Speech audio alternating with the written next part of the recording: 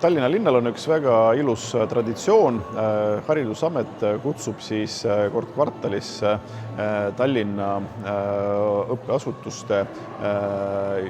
õpetajaid, juhte, kellel on juubel ehk meie väärikad õpetajad Mustpeade majja, kus siis nende auks ja nende sünnipäeva auks on korraldatud selline üritus, kus on kontserdi osa, kus on siis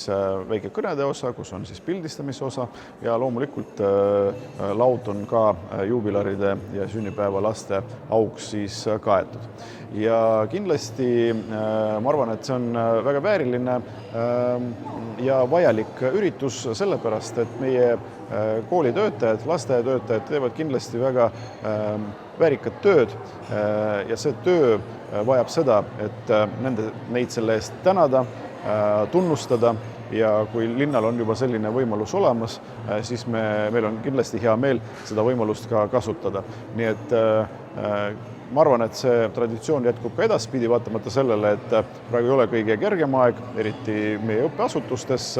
aga me kindlasti saame sellest ajast üle ja tuleme sellest olukorrast võitjatena